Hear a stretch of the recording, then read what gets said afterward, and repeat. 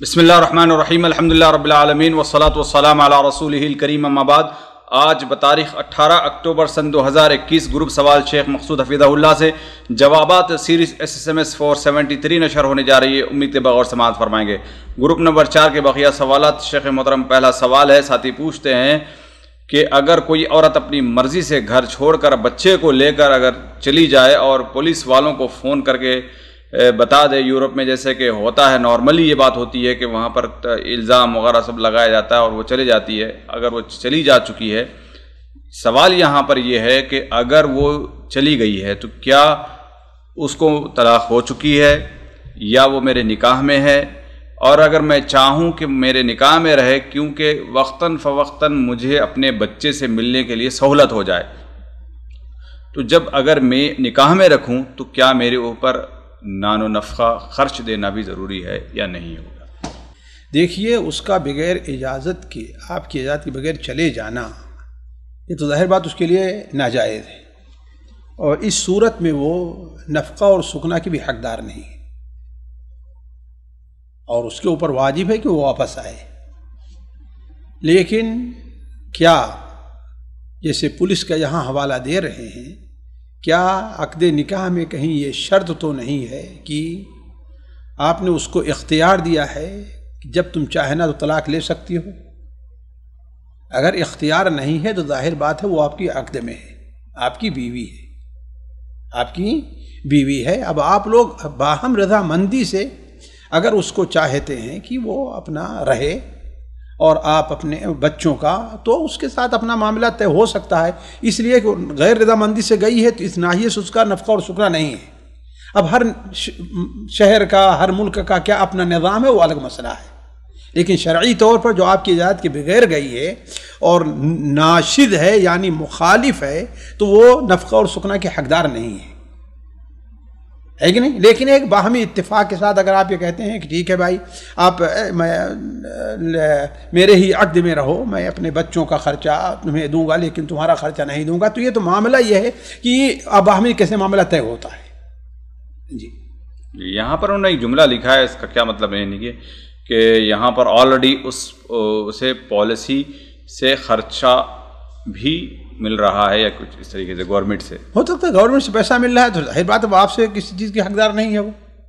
جی جی، اس لیے گورنمنٹ پیسہ اس لیے دے رہی کہ وہ اب آپ کے عقد میں نہیں ہے یا آپ کی ذمہ داری میں نہیں ہے، تو ٹھیک ہے۔ نہیں، گورنمنٹ یہ مانے کہ عقد میں نہیں ہے، تو اگر یہ شخص مانتا ہے کہ یہ عقد میں ہے تو کیسے مانا جائے گا؟ ہے تو ٹھیک ہے، عقد میں ہے تو آئے اس کے پاس۔ نہیں، دونوں ساتھ میں رہنا بھی نہیں چاہتے ہیں، یہ چاہتے ہیں کہ صرف اس لیے عقد میں رہے تاکہ وقتاً فوقتاً اپنے بچے سے ملاقات ہو جائے۔ اور دیکھیے اس سلسلے میں فیصلہ کرنا ہوگا کہ تو ہماری موتی فرما بردار ہے کہ نہیں ہے کہ نہیں ہے، اور یہ ہے کہ شرط کس شرط پر گورنمنٹ اس کو دے رہی ہے۔ اگر اس شرط پر دے رہی ہے کہ وہ شوہر ساتھ نہیں، ظاہر بات اس کو لینے کا حق نہیں ہے، دوبارہ مزید لینے کا حق حاصل نہیں ہے۔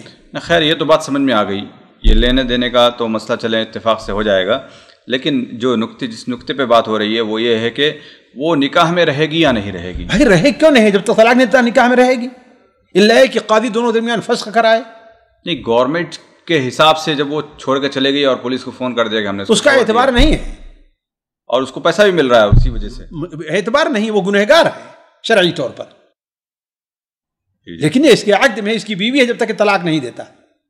جی جی جی۔ اگلا سوال ہے، ساتھی پوچھتے ہیں کہ تدفین کے بعد مزار کے پاس کھڑے ہو کر اذان دینے کا کیا حکم ہے؟ کیا کوئی حدیث میں اس کی دلیل ملتی ہے؟ کیا مزار یا کہ قبر ہے؟ کیا مراد دے رہے ہیں؟ وہی مزار تو کوئی چیز ہی نہیں ہے شریعت میں، مزار بنانا، خبر کوئی قبر ہے نہیں، اس کی کوئی دلیل، اس کی کوئی دلیل نہیں ہے، یہ بالکل جدید بدعت ہے جو لوگوں نے ایجاد کی ہے۔ جی، اسی کے قریب کا سوال ساتھی پوچھتے ہیں، تدفین کے بعد مرحوم کے یعنی قبر پر کچھ دیر بیٹھنا یا کچھ قرآن وغیرہ کی تلاوت کرنے کا حکم؟ بھائی اصل یہ ہے قبر کے پاس کچھ دیر رکنا چاہیے، اصل یہ کھڑا رہے، لیکن یہ ہے کہ انسان تھک جائے، کمزور ہے، بیٹھنا چاہے تو بیٹھ سکتا ہے، اور کچھ دیر کے لیے جیسا کہ صحیح مسلم وغیرہ میں ہے کہ ویسے بھی آپ صلی اللہ علیہ وسلم کچھ دیر تک رکا کرتے تھے، حضرت عمرو بن عاص نے کہا کہ اتنی دیر تک تم لوگ رکے رہنا، تو اس کے لیے دعا کرے تاکہ اسے کرتا رہے، اس کی دعا کی برکت سے ہوتا ہے منکر نکیر اس کے پاس آئیں تو وہ اس کو اس میں سکون اور اطمینان ملے۔ جی تو یہ چیز مشروع ہے، ثابت ہے کہ وہاں پر رکا جا سکتا ہے کچھ دیر تک دعا کرنے کے لیے۔ جی اگلا سوال ہے، ساتھی پوچھتے ہیں کہ تدفین کے بعد یعنی قبر پر یعنی کتنے دنوں تک نماز جنازہ پڑھی جا سکتی ہے؟ کوئی تحدید نہیں ہے اس کی، حدیث میں اس کی کوئی تحدید نہیں آئی ہے، البتہ اللہ کے رسول صلی اللہ علیہ وسلم سے جہاں تک مجھے یاد ہے کہ 1 مہینے تک ثابت ہے، 1 مہینے کے بعد کوئی حادثہ نہیں ملتا کہ آپ نے پڑھا ہو، اس لیے امام حنبل رحمہ اللہ شاید اس طرف گئے ہیں کہ 1 مہینے تک پڑھ سکتے ہیں، باقی نہیں، واللہ اعلم، لیکن اس کی کوئی تحدید نہیں ہے۔ بلکہ بعض روایتوں سے یہ بھی پتہ چلتا ہے کہ آپ صلی اللہ علیہ وسلم، شاید صحیح مسلم ہی کی روایت ہے کہ آپ صلی اللہ علیہ وسلم ان کے جو ہے قبر کی زیارت کے لیے گئے اور آپ نے جیسے میت پر نماز پڑھی تو ویسے نماز پڑھی۔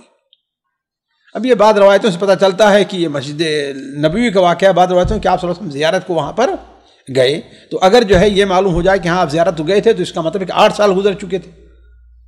علی کل حال کسی حدیث سے اس کی تحدید ثابت نہیں ہوتی۔ جی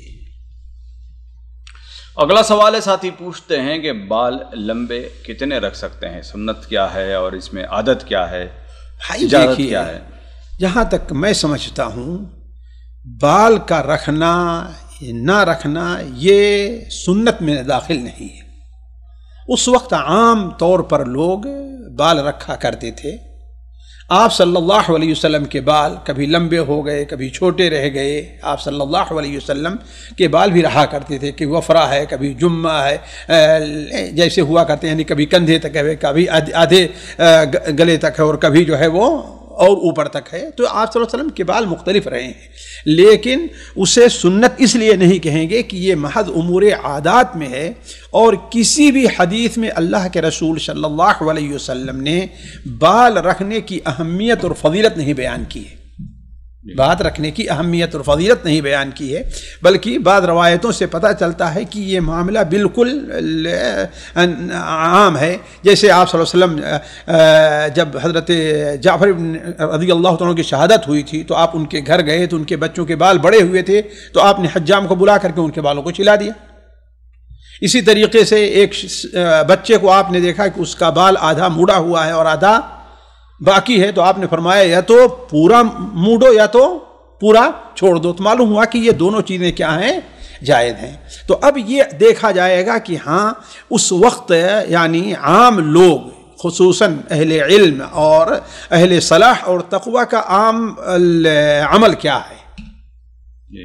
اگر عام عمل ہے کہ بال کٹایا جائے جیسے کہ آج کل آپ دیکھنے میں آتا ہے، تو اس کا مطلب ہے کہ اصل انسان کو اس کے اوپر رہنا چاہیے، لیکن بال رکھنے کے جواز کا کوئی انکار نہیں کر سکتا، بال رکھنے کے جواز کا، البتہ اس میں یہ ہونا چاہیے کہ وہ بال ایسا نہ رکھا جائے یا ایسی اس کی چوٹیاں نہ بنائی جائیں کہ پیچھے دیکھنے والا سمجھے کہ یہ عورت ہے، جیسے آج کل کچھ لوگ بناتے ہیں لمبا اور اس کے اندر تاکہ عورتوں کی مشابہت نہ ہو، اس لیے کہ اب مردوں کے بال ایسے عموماً نہیں ہیں۔ دوسری چیز یہ ہے کہ وہ بال اس ڈھنگ سے نہ رکھا گیا ہو جس ڈھنگ سے کوئی غیر قوم کا شعار ہے، جیسے مثلا سکھوں وغیرہ کا یہ شعار بن گیا ہے، یا بعد فاسق اور فاجر قسم کے لوگ جس قسم کے بال یعنی کھلاڑی ہیں گویے ہیں اس قسم کے جو لوگ بال رکھتے ہیں ان کی تقلید میں بال رکھا جائے، لیکن عام نارمل رکھتا ہے تو کوئی حرج نہیں۔ جی اگلا سوال ہے شیخ محترم، ایک سوال بہت مرتبہ سامنے آتا ہے طلاق کو لے کر کے، ایک مجلس کی 3 طلاق ایک واقع ہوگی یا 3 واقع ہوگی؟ بہت سارے لوگ سوال کرتے ہیں اور بہت سارے ویڈیوز موجود ہیں، ادھر سے بھی دلائل اور ادھر سے بھی دلائل۔ سوال یہاں مختصر یہ ہے کہ 3 طلاق ایک مجلس کی 3 ہوگی، تو جو 3 ہوگی ان کے کیا دلائل ہیں، اور جو کہتے ہیں کہ ایک طلاق واقع ہوگی ان کے کیا دلائل ہیں؟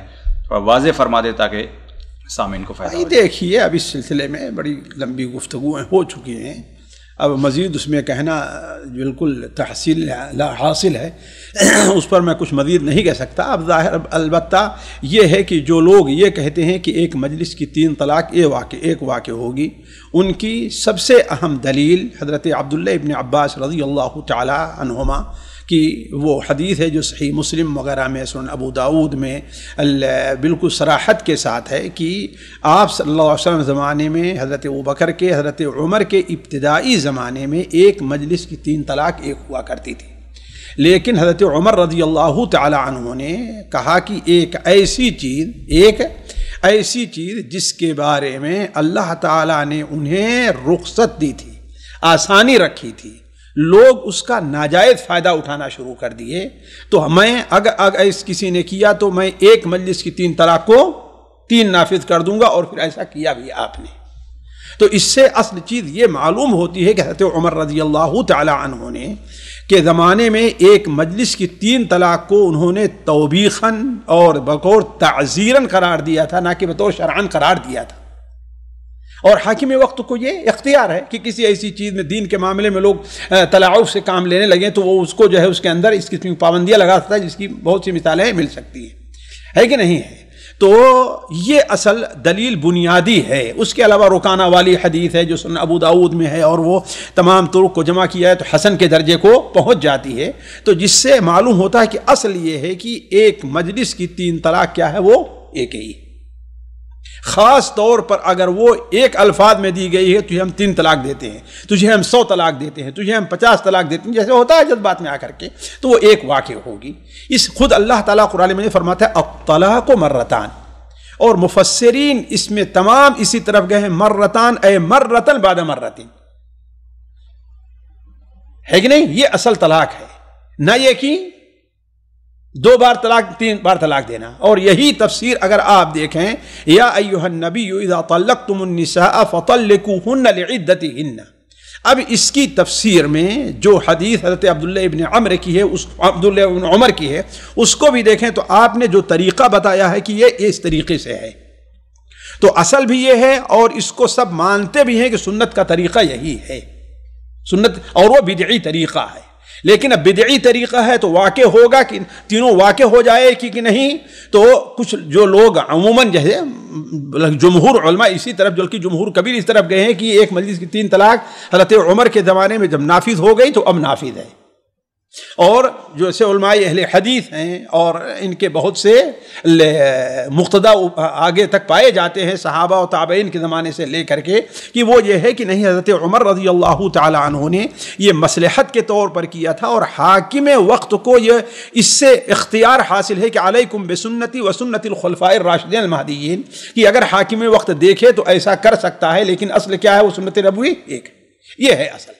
لیکن جن لوگوں نے کہا کہ ایک مجلس 3 طلاق واقع ہو جاتی ہے، وہ اسی کو بنیاد بنائے، اور وہ کوشش کرتے ہیں کہ اس حدیث کو جو حضرت عطا سے یا صحابہ سے جو مروی ہے، حضرت عبداللہ ابن عباس کے واسطے سے کی حدیث جو مروی ہے، وہ یہ کہتے ہیں کہ اسے محمول کیا جائے کہ یہ حدیث یا تو اپنے صحیح معنی میں نہیں آئی ہمارے پاس، یا پھر یہ حدیث مدخول بہا نہیں بلکہ غیر مدخول بہا کے بارے میں ہے، جیسا کہ اس سلسلے میں ایک ضعیف روایت سنن ابو داؤد میں، سنن نسائی میں ہے کہ یہ اس کے بارے میں ہے جس جو غیر مدخول بہا ہو، یعنی ابھی اس کی رخصتی نہ ہوئی ہو، تو اس کے اوپر محمول کیا جائے۔ یہ ان لوگوں کا جواب ہے اور دلیل ہے۔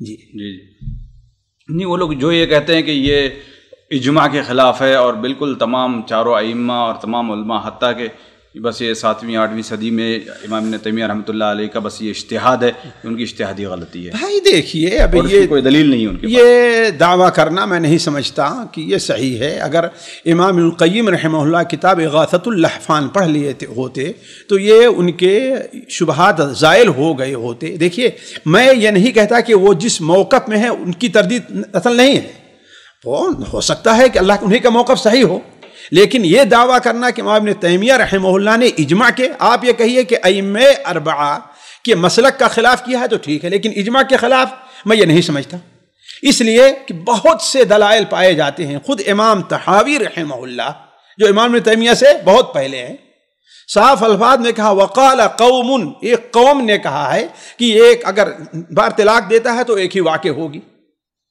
ظاہر بات ہے، یہ معتبر امام ہیں، شرح معانی الآثار کے اندر نقل کر رہے ہیں، اور قوم کہہ رہے ہیں، کوئی ایک آدمی نہیں کہہ رہا ہے، اس کی سب سے واضح دلیل اگر آپ دیکھنا چاہیں تو وہ شاملہ کے اندر موجود ہے، الشروط نام ہے شاید ان کا، ابن مغیث کا، ابو جعفر، یہ 409 میں شاید ان کی پیدائش ہے، یعنی یہ 5ویں ہجری کے ہیں، ابن تیمیہ سے سمجھے کہ 150-200 سال پہلے کے ہیں۔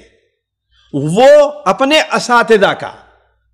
اساتذہ کا عمل نقل کرتے ہیں، وہ یہ ہے کہ ایک مجلس کی 3 طلاق کو ایک ہی مانا جاتا تھا، اور ان کے کہنے کے مطابق ہمارے استاد اس کے اوپر فتویٰ دیتے تھے اور یہی ہمارے ہاں مسلک رائج تھا۔ اس طریقے سے بہت سے مالکیہ کے اقوال اگر دیکھا جائیں، القیروانی وغیرہ کے اقوال دیکھے جائیں، جنہیں کہا جاتا تھا کہ المالک الصغیر ہے نا، تو ان کے بھی اقوال پائے جاتے ہیں کہ ہاں بھائی ایک مجلس کی 3 طلاق ایک ہی ہوا کرتی تھی۔ تو آپ یہ تو کہیے کہ ائمہ اربعہ یا فقہائے ائمہ اربعہ کی اکثریت، کبیر اکثریت جمہور اس طرف گئے ہیں، لیکن اجماع کا دعویٰ کرنا میں نہیں سمجھتا کہ یہ بات صحیح ہے۔ جی امام ابن تیمیہ رحمۃ اللہ علیہ کی دلیل کیا تھی سر کہ ایک طلاق؟ یہی حضرت عبداللہ ابن عباس کی حدیث، اور اصل کیا ہے؟ اصل طلاق ایک دینا ہے، باقی چیز بدعی ہے۔ نہیں، اس میں حدیث یعنی ایسے ہے کہ یعنی 3 طلاق ایک سمجھی جاتی تھی، تو یہاں پر یہ بھی دلیل کہاں 3 طلاق ہے؟ ایک سمجھ نہیں، 3 طلاق 3 سمجھی جاتی تھی، ایک سمجھی جاتی تھی، جی جو حدیث ہے کہ 3 طلاق ایک سمجھی جاتی ہاں جی، تو اسی معنی کی صحیح مسلم کی روایت سامنے پیش کی جاتی ہے کہ اسی معنی کی آتی ہے کہ جابر بن عبداللہ رضی اللہ تعالیٰ فرماتے ہیں کہ متع نبی کریم صلی اللہ علیہ وسلم کے زمانے میں اور حضرت ابوبکر کے زمانے میں جائز سمجھا کرتے تھے، حضرت عمر نے اس کو منع کیا۔ ہاں لیکن ذرا آپ غور کریں، دونوں صیغوں کے اندر فرق ہے۔ حضرت عمر نے کہا کہ ایک ایسی چیز جس میں لوگوں کو آسانی تھی اور لوگ اس میں کیا کرنے لگے؟ اس کا غلط فائدہ اٹھانے لگے، لہذا ہم ایسا کریں گے۔ اور خود متعہ کے بارے میں خود حضرت عمر نے کہا، وہیں الفاظ حضرت عمر کے ہیں کہ متعہ حرام ہے اور اللہ کے رسول صلی اللہ علیہ وسلم نے حرام قرار دیا ہے۔ اصل میں اس میں شبہات جو ہوا ہے وہ یہ ہے کہ حضرت ابوبکر کے زمانے میں کچھ لوگ کرتے، اس کی وجہ کیا ہے کہ سنیے، پہلے میری بات سنیے تو اعتراض کیجیے کہ حضرت ابوبکر کے زمانے میں کیا، اس لیے کہ متعہ کے اوپر بہت سے دور گزرے ہیں۔ متعہ پہلے حلال تھا، پھر حرام ہوا، پھر حلال، پھر حرام ہوا، حتیٰ کہ فتح مکہ، عام اوتاس اور حجۃ الوداع کے موقع پر آپ صلی اللہ علیہ وسلم نے اس کے قیامت تک حرام ہونے کا کیا کر دیا؟ حکم لگا دیا۔ اب ظاہر بات ہے یہ آخر کی بات تھی، ہو سکتا ہے کہ بعض لوگوں کو یہ چیز معلوم نہیں تھی تو یہ کرتے رہے ہیں، نہ یہ کہ حضرت ابوبکر عمر کی اجازت سے کرتے رہے ہیں۔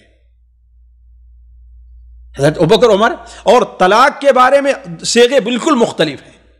حضرت عمر نے کیا کہا کہ ایک ایسی چیز جس میں لوگوں کے لیے آسانی تھی، اور اس میں کیا ہے؟ حضرت عمر نے کہا کہ اس کو اللہ کے رسول نے حرام قرار دیا تھا، اس کو حرام قرار دیا ہے، اور اسی لیے دیکھیے اس کے اوپر آ کر کے بعد میں علماء اہل سنت و جماعت کا اجماع ہو گیا کہ متعہ کیا ہے؟ ناجائز ہے، لیکن اس کے بارے میں اجماع نہیں ہو۔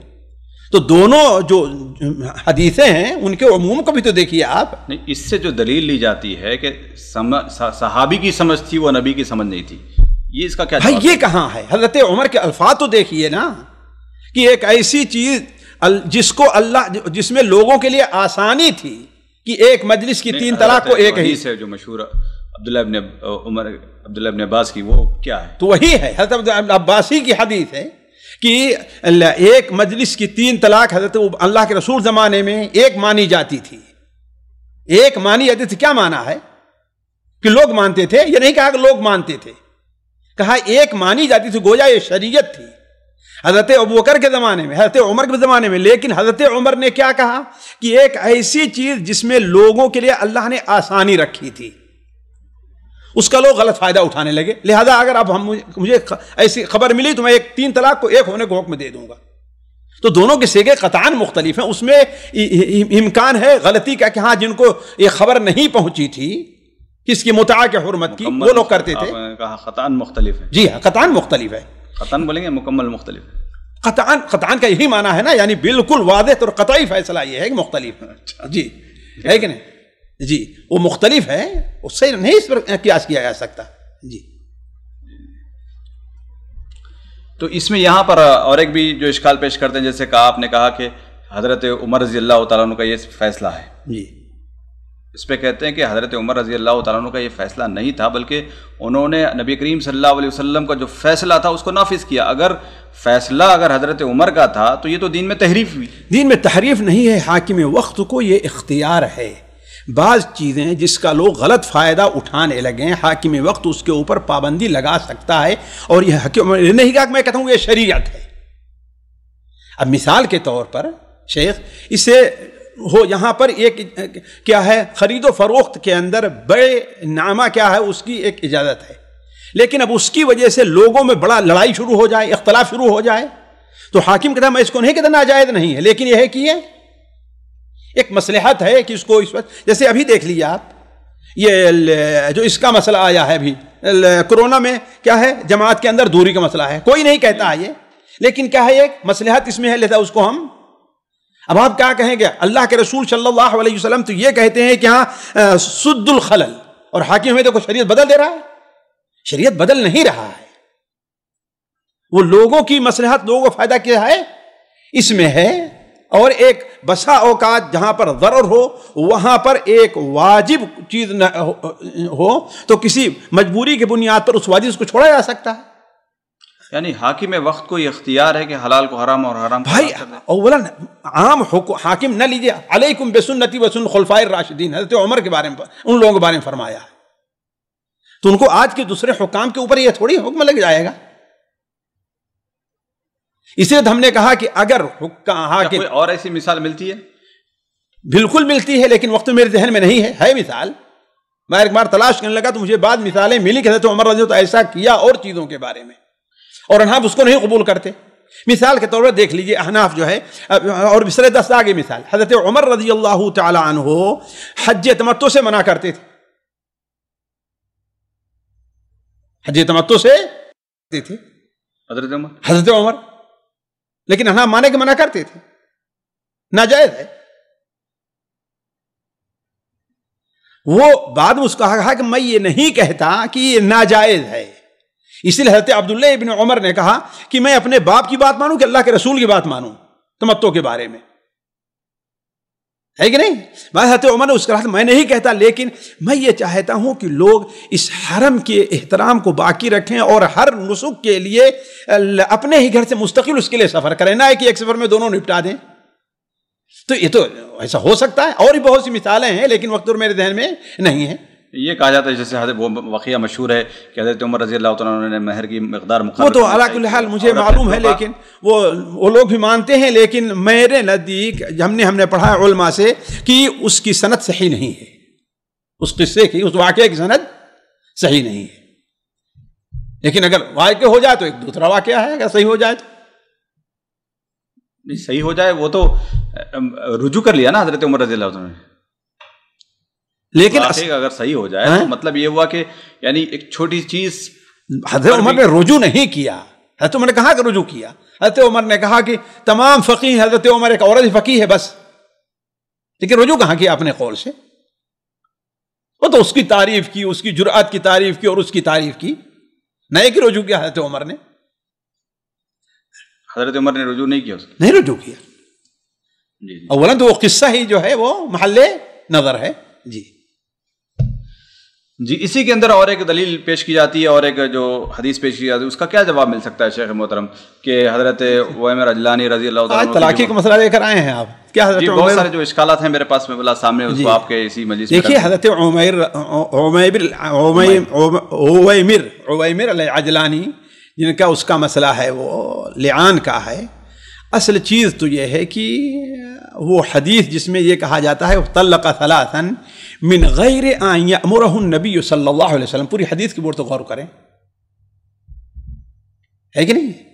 اللہ کے رسول کے حکم دینے سے پہلے انہوں نے طلاق دے دی، اور یہ حضرت سہل ابن سعد کی ہے، جبکہ حضرت عمر عبداللہ ابن عمر کی روایت ہے ففرق بینہما، اللہ کے رسول صلی اللہ علیہ وسلم نے ان کے درمیان تفریق کر دی، یعنی طلاق کی ضرورت ہی نہیں۔ وہ تو دوسرا واقعہ ہے نہیں، وہی واقعہ ہے، اسی واقعے کی دو روایتیں، اسی واقعے کی، اسی لیے حنابلہ کا، شافعیہ کا، مالکیہ تینوں اس طرف گئے ہیں کہ لعان کے بعد طلاق کی ضرورت نہیں ہے، صرف احناف گئے ہیں کہ طلاق کی ضرورت ہے۔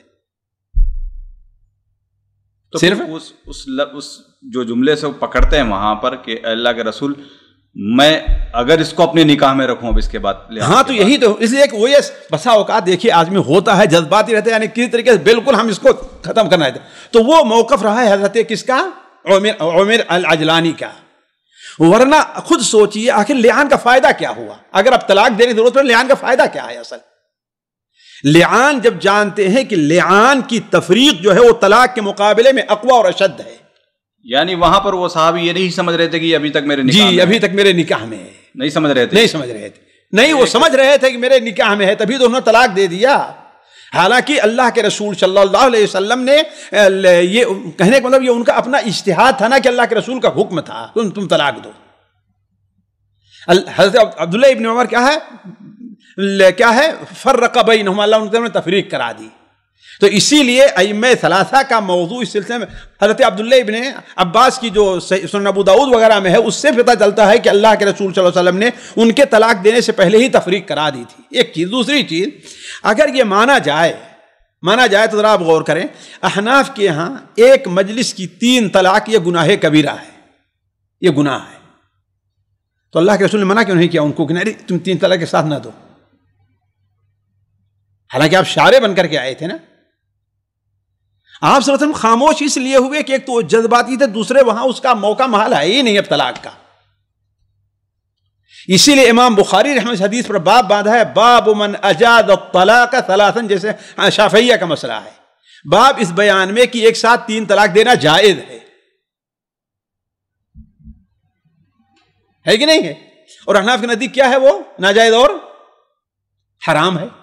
تو یہ حدیث خود احناف کے جو ہے وہ خلاف ہے، اس لیے کہ اگر طلاق وہاں پر ہوتی ہے کہ نہیں تو اللہ اگر یہ ناجائز ہوتا تو اللہ کو منع فرماتے کہ نہیں منع فرماتے؟ احناف کے نزدیک طلاق بدعی ہے یہ اور حرام ہے، تو آپ منع فرماتے نا؟ آپ کا خاموش رہنا کیا مانا ہے کہ گویا کہ جائز ہے، یعنی 3 طلاق ایک ساتھ دینے کا؟ ہاں، لیکن نہیں مانتے ہیں احناف اس کو کہ یہ جائز ہے۔ تو اصل یہ ہے کہ آپ کی خاموشی اس لیے تھی کہ تفریق ہو گئی تھی، وہ جو ہے وہ سمجھتے نہیں تھے، اس لیے آپ صلی اللہ علیہ وسلم خاموش ہو گئے کہ اس کا کوئی موقع محل ہی نہیں ہے۔ تو پھر اس سے دلیل لینا بھی یہ جائز نہیں ہے نا؟ کیسے دلیل لی جا سکتی ہے؟ کہاں ہم دلیل لے رہے ہیں؟ جب وہ چیز کوئی چیز جیسے آپ نے بتایا کہ امام بخاری نے بھی دلیل لی، تو امام بخاری صرف اس طرف وجہ سے گئے ہیں کہ طلاق اس لیے کہ اگر ناجائز ہوتی ہے نا اللہ کے رسول مجلس میں تو ایسا نہ کرتے، لیکن ہم یہی کہتے ہیں جیسے ائمہ ثلاثہ کہ اس کا وہاں پر موقع محل نہیں تھا، اس لیے خاموش ہو گئے۔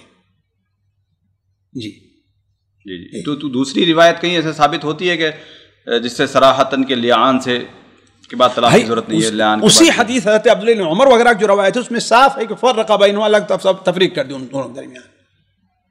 اور حضرت عبداللہ ابن عباس رضی اللہ تعالیٰ عنہ اگر مجھ سے بھول نہیں تو شاید ان کے سنن ابو داؤد وغیرہ میں روایت ہے کہ ان کی تفریق بغیر طلاق کے ہو گئی تھی، تفریق دونوں میں بغیر طلاق کے ہو گئی تھی۔ اسی قسم کی جو دوسری حدیث آتی ہے جہاں پر یہ الفاظ آتے ہیں کہ فرق بینہما، اللہ کے رسول صلی اللہ علیہ وسلم نے دونوں کے درمیان تفریق کرا دی، وہاں پر یہ دلیل لی جاتی ہے کہ چونکہ وہاں پر لعان نہیں ہوا تھا لہذا۔ کہاں ہے یہ؟ کون سی حدیث ہے یہ؟ دوسری اور کوئی ایسی واللہ میرے علم میں نہیں ہے کہ جی تو وہ جو فتوے جو حضرت عبداللہ ابن عباس رضی اللہ تعالیٰ عنہما کے جو فتوے ہوا کرتے تھے، کہا کہ 2 فتوے یعنی آپ کبھی ایک کو ایک اور 3 کو ایک اور 3 کو 3 بھی کے فتوے دیا کرتے تھے۔ ہاں تو اس کی ایک وجہ ہو سکتی ہے کہ حضرت عبداللہ ابن عمر نے جب اصل کو دیکھا عبداللہ ابن عباس نے تو اصل فتویٰ دیا، لیکن ظاہر بات حضرت عبداللہ ابن عباس یہ بھی ایک کیا ہیں وہ حضرت عمر کے ایک پبلک ایک رعیہ کی طریقے سے ہیں، ظاہر بات حاکم وقت کی مخالفت وہ نہیں کر رہے ہیں۔ لیکن دلیل تو وہ حاکم وقت کی بات کو تو نہیں دے رہے ہیں کہ حکومت، تو اسی لیے بتا بھی دیا لوگوں سے کہ اصل چیز یہ ہے، اصل چیز یہ ہے، لیکن ہم نے قرآن کی آیت کو وہاں پر کہاں ہے قرآن کی آیت؟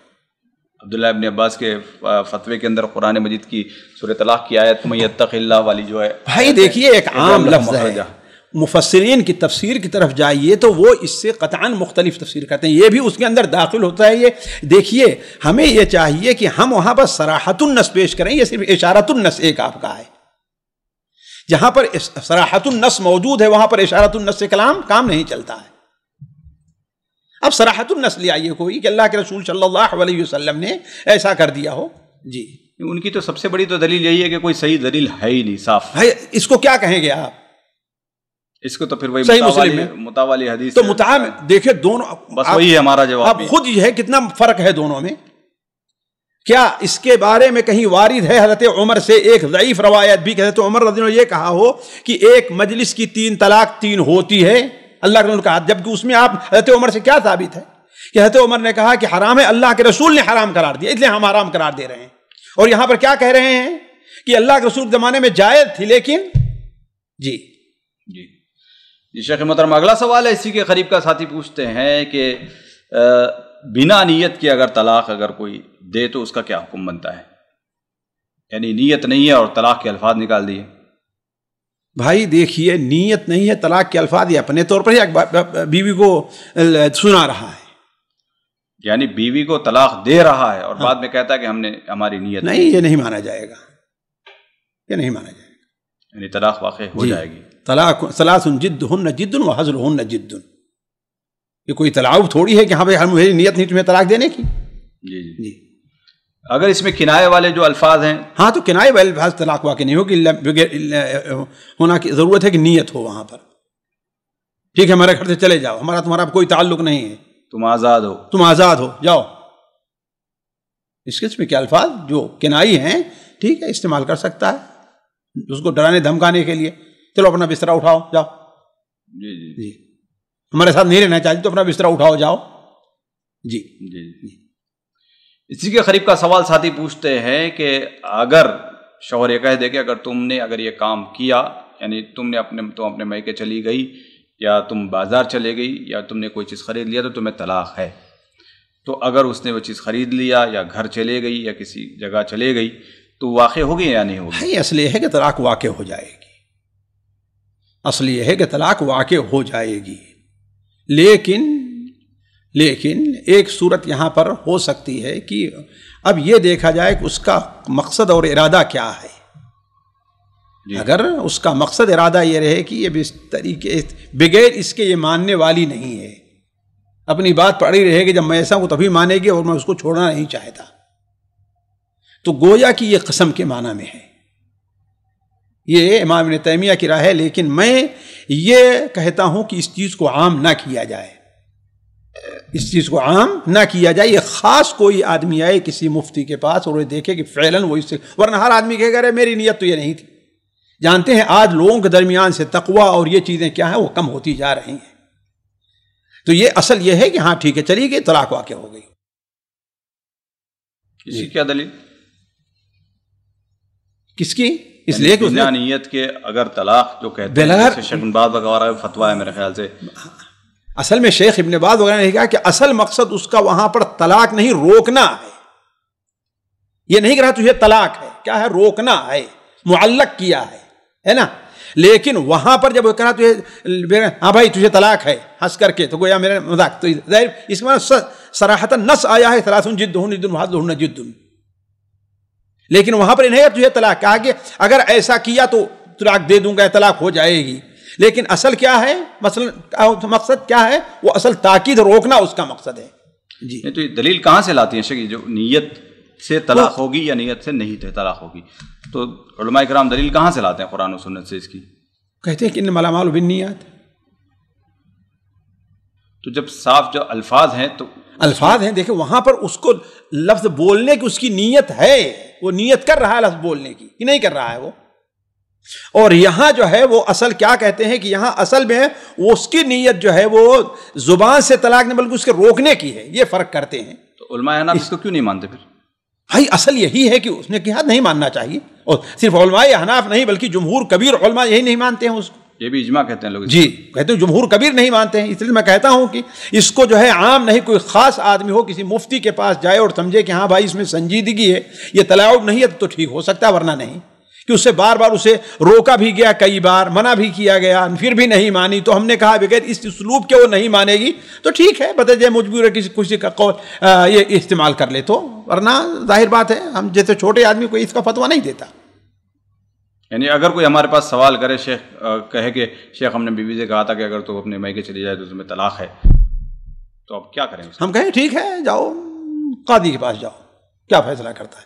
یہاں اسی لیے بہت اچھا مجھے یہاں پر لگا کہ یہ فتویٰ نہیں دیکھا کہ جاؤ مفتی کے پاس جاؤ. ایسے تم جاؤ جہاں پر فتویٰ کمیٹیاں ہیں، فتویٰ کی جیسے اسکول ہیں، وہاں پر جا کے لکھ بھیجو جو کیا فتویٰ دیتے ہیں. تو وہاں پہ تو وہی لفڑا ہوگا، اہل حدیث کے پاس جائیں گے تو نہیں ہوگی. سب اہل حدیث نہیں دیں گے، ظاہر بات ہے. اس لیے تو نہیں کہ ہر آدمی اہل حدیث دے رہا ہے اسے. جی یعنی یہاں پر بھی احتیاط کا پہلو. بالکل احتیاط کا پہلو. اسی کے قریب کا اگلا سوال ہے، ساتھی پوچھتے ہیں کہ شوہر طلاق دے مگر اس کے بعد مکر جائے کہ ہم نے دیا ہی نہیں، جبکہ گواہ موجود ہے کہ اس نے دیا ہے، تو کیا حکم ہوگا؟ ظاہر بات گواہ کی بات مانی جائے گی، اس کی بات نہیں مانی جائے گی. اگر بیوی گواہ پیش کر دیتی ہے تو مانی جائے گی. گواہ جھوٹی بھی تو ہو سکتی بھائی. تو اب یہ تو شوہر کا مسئلہ تو ہے نہیں ہے، یہ تو کورٹ کا مسئلہ ہے. گواہی ایسے لوگوں کی لی ہی جائے گی کہ جو عادتاً جھوٹ نہیں بولتے ہیں، شرع کے پابند ہیں. اب انڈیا میں کون سا شرع وغیرہ دیکھا جائے گا؟ وہ تو کورٹ میں جائیں گے، تو پھر اب وٹنس لائیں، ایک وٹنس پہ سائن کرے گا 2000. ہر آدمی اپنا حق دنیا ہی میں نہیں حاصل کرتا. اللہ نے آخرت کیوں بنائی ہے؟ یعنی اگر اس طریقے سے کوئی پلان کر دے تو طلاق واقع ہو جائے گی. بھائی طلاق نہیں، یہی تو وہاں پہ جائے گا، کورٹ کے پاس فیصلہ جائے گا نا. تو صحیح بات. وہ تو کورٹ تو بظاہر فیصلہ، خود اللہ کے رسول صلی اللہ علیہ وسلم کا یہ فرمان ہے کہ میرے پاس لوگ اپنا کیس لے کر کے آتے ہیں، لعل بعضکم الحن من بعض بحجتہ، ہو سکتا ہے اپنی حجت دوسرے زیادہ پیش کر سکتا ہے، تو میں ظاہر کے ساتھ فیصلہ کروں گا، لیکن میرا یہ فیصلہ حلال کو حرام، حرام کو حلال نہیں کرے گا. ظاہر بات ہے کوئی مفتی ہوگا تو ظاہر فیصلہ کرے گا. اچھا یہاں پر گھر کے اندر لڑائی ہوئی، طلاق دیا، میاں اور بیوی دونوں ہی تھے. جی. اب یہاں پر اعتراض ہو گیا تو کس کی بات مانی؟ شوہر سے حلف لیا جائے گا. اگر حلف لے لیتا ہے تو ٹھیک ہے، گنہگار وہ ہوگا، بیوی پر کوئی گناہ نہیں ہوگا. بھلے سے بیوی حلف لے لے. بیوی حلف لے کیوں؟ یعنی وہ بھی کہے گا قسم کے انہوں نے دیا. ہاں بھلے سے اس پر قسم نہیں، اس پر گواہ پیش کرنا ہے. البتہ یہ ہے کہ اسے ڈرایا جائے گا، دھمکایا جائے گا کہ دیکھو یہ جو ہے وہ حلال حرام کا مسئلہ ہے، کوئی نہیں ہے نا. اللہ کے خوف سے، جیسے اللہ کے رسول صلی اللہ علیہ وسلم لعان کے موقع پر لوگوں کو ڈرایا دھمکایا کرتے تھے. اگر کوئی گواہ نہیں ہے تو بیوی کے لیے ضروری ہے، بھلے سے اس نے اپنے کان سے طلاق کے الفاظ سنے ہوں، پھر بھی اس کے ساتھ رہنا ضروری ہے. اگر ہاں فیصلہ ہو جاتا ہے تو ٹھیک ہے، وہ کہتا ہے میں طلاق دیا ہی نہیں تم کو، تو اس کے اوپر کوئی گناہ نہیں ہے. پھر بیوی پر کوئی گناہ نہیں ہے عورت پر. اسی کے قریب کا سوال ساتھی پوچھتے ہیں کہ طلاق کے الفاظ کا بیوی کو سننا ضروری ہے یا نہیں؟ نہیں، شوہر کا زبان سے کہنا یا لکھ کر کے اس کے پاس بھیج دینا، اگر نہ بھی پہنچے پھر بھی طلاق ہو جائے گی. اس لیے شوہر طلاق کا مالک ہے، بیوی کو سننا ضروری نہیں ہے. یعنی ہر جگہ کا دو کا ہونا ضروری ہوتا ہے. یہ کہاں ہے دو کا ہونا؟ اب یہ طلاق کہہ دے کہ نکاح کے بارے میں میں نے فلاں سے نکاح کر لیا تو نکاح ہو جائے گا. بھائی یہ اس لیے کہ اس میں اس کی رضا مندی، لیکن طلاق میں اس کی رضا مندی نہیں ہے. طلاق خالص شوہر کا حق ہے. جی. اس میں اگر غصے میں، اگر تنہائی میں اگر کوئی زور سے کہہ دے کہ جا میں نے تمہیں طلاق دے دیا تو اس کی طلاق ہو گئی. بالکل ہو گئی ہے. تو اس کو کسی نے سنا ہی نہیں. بھلے سے نہیں سنا ہے، لیکن اس نے تو سنا، اس کا رب تو سنا ہے نا. کمال ہے. آپ لوگ ایسی بات چیزیں جو ہے پیش کرتے ہیں جو کوئی قابل قبول نہیں ہے. شیخ اصل وہ مالک ہے اس کا، وہ اگر گالی دے اپنی زبان سے، کوئی سنے نہ سنے کسی کو، تو گناہ ہوگا کہ نہیں گناہ ہوگا؟ یعنی متفقہ فیصلہ ہے یہ. میں تو یہی سمجھتا ہوں متفقہ فیصلہ ہے، میرے سامنے نہیں کوئی اختلاف اس کا. یعنی بعض لوگ کہتے ہیں کہ نہیں گواہ ہونا چاہیے، گواہ کے سامنے طلاق نہیں. گواہ علماء اہل سنت و جماعت کے نزدیک متفقہ طور پر گواہ کا ہونا یہ مستحب ہے، واجب نہیں ہے. جی. سامعین کرام، ہمارے علمی اور عوامی دروس اور سوال و جواب کی مجلسوں سے آپ خود بھی مستفید ہوں اور اپنے دوست و احباب کے ساتھ بھی شیئر کریں. عین ممکن ہے کہ آپ کے شیئر سے کسی کی اصلاح اور آپ کے لیے صدقہ جاریہ بن جائے. واٹس ایپ پر اسلامک میسج حاصل کرنے کے لیے نمبر نوٹ فرمائیں: یعقوب عزیز 00966 5089 59707. واٹس ایپ سوال جواب گروپ میں ایڈ ہونے کے لیے نمبر نوٹ فرمائیں: عبدالسلام عمری 00966 502627 622. نمبر بھیجتے ہوئے نام اور پتہ ضرور لکھیں. اسی طرح ہمارے یوٹیوب چینل اسلامی دعویٰ کو ضرور سبسکرائب کریں تاکہ ہماری ہر نئی اور اہم ویڈیو کی اطلاع آپ کو فوری حاصل ہو جائے. تمام دروس، مقالات اور سوال و جواب سیریز کے لیے ہماری مشہور ویب سائٹ www.islamidawah.com کا مشاہدہ کرتے رہیں. السلام علیکم ورحمۃ اللہ وبرکاتہ.